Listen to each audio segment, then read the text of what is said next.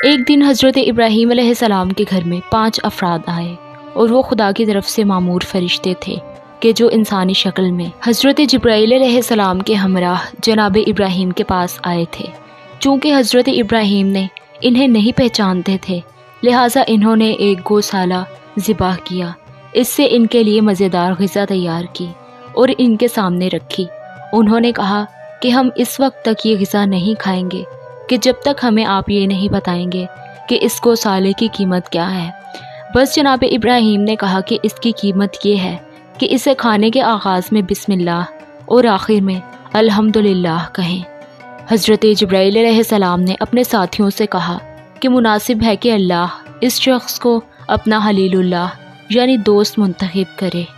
ایک دن کچھ لوگ جناب ابراہیم علیہ السلام کے پاس آئے اور اس دن گھر میں کھانے کو کچھ نہ تھا۔ حضرت ابراہیم نے اپنے آپ سے کہا کہ اگر مجھے اس بات کا خوف نہ ہوتا کہ ان شہتیروں سے نجاربت بنائیں گے تو میں انہیں اتار کر بیچ دیتا اور مہمانوں کے لیے کھانا مہیا کرتا۔ بالآخر انہوں نے مہمانوں کو مہمان خانے میں بٹھایا اور اپنا کرتا اٹھا کر گھر سے باہر نکل گئے۔ بس چلتے چلتے ایک مقام پر پہنچے اور نماز پڑھنے میں مشغول ہو گئے۔ 2 رکعت نماز پڑھنے کے بعد دیکھتے ہیں کہ ان کا کرتا وہاں پر موجود نہیں ہے۔ اس سے وہ سمجھ گئے کہ اللہ نے کچھ اسباب فراہم کر دیے ہیں۔ بس وہ گھر واپس لوٹ آئے، کیا دیکھتے ہیں کہ ان کی زوجہ سارہ کھانا تیار کرنے میں مصروف عمل ہے۔ بس آپ نے پوچھا کہ تم نے یہ غذا کہاں سے حاصل کی ہے؟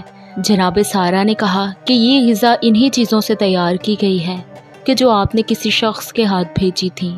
بس معلوم ہوا کہ خداوند قدوس نے اپنا خاص لطف فرمایا ہے اور اپنے غیبی ہاتھ سے یہ غذا بھیجی ہے۔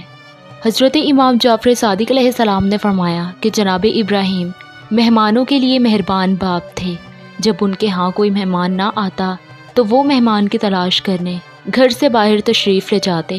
بس ایک دن آپ مہمان کی تلاش کرنے میں گھر سے باہر گئے اور گھر کے دروازے کو تالا لگا کر اس کی چابی اپنے ہمراہ رکھ لی۔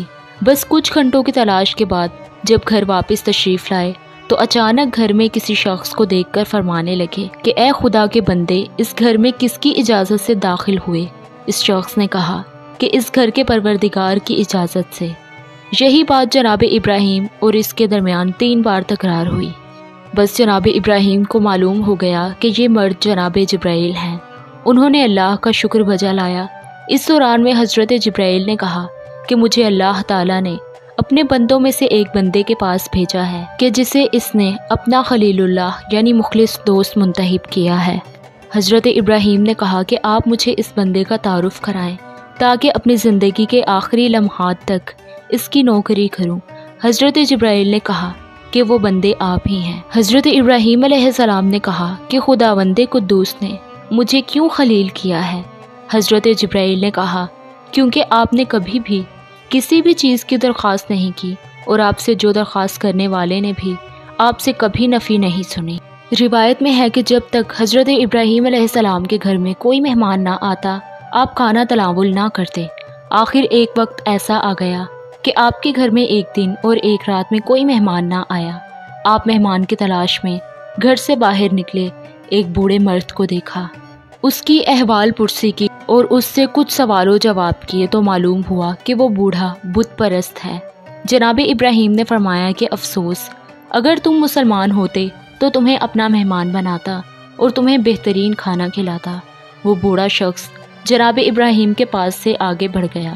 بس اسی وقت جناب ابراہیم پر حضرت جبرائیل نازل ہوئے اور کہا کہ خداوند قدوس نے آپ پر سلام بھیجا ہے اور فرمایا ہے کہ یہ بوڑھا شخص 70 سال سے مشرک ہے اور بتوں کی پوجا کرتا ہے۔ ہم نے اس شخص کے رزق میں ذرا برابر کمی نہیں کی ہے، تو ہم نے اس کے ایک وقت کا کھانا تمہارے سپرد کیا ہے، لیکن تم نے اس کے بت پرست ہونے کی وجہ سے اسے کھانا نہیں کھلایا۔ بس حضرت ابراہیم اپنے کیے پر پشیمان ہوئے اور اس بوڑھے شخص کی تلاش میں نکل پڑے۔ آخر کار اسے تلاش کیا اور گھر میں دعوت دی۔ اس بوڑھے شخص نے کہا کہ آپ نے مجھے پہلے کیوں ٹھکرا دیا تھا اور اب دعوت کر رہے ہیں؟ بس جناب ابراہیم نے خدا کا سارا پیغام اس کے گوشے گزار کیا۔ وہ بوڑھا شخص سوچ میں ڈوب گیا اور پھر اس نے کہا کہ ایسے خدا کی نافرمانی کرنا خلافت مروت و جوان مرتی ہے۔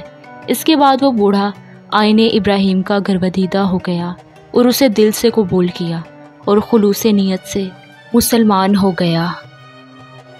اگر آپ انبیاء کرام کے واقعات اور اسلامی تاریخوں کو دیکھنا اور سمجھنا چاہتے ہیں تو ہمارے چینل کو سبسکرائب کریں۔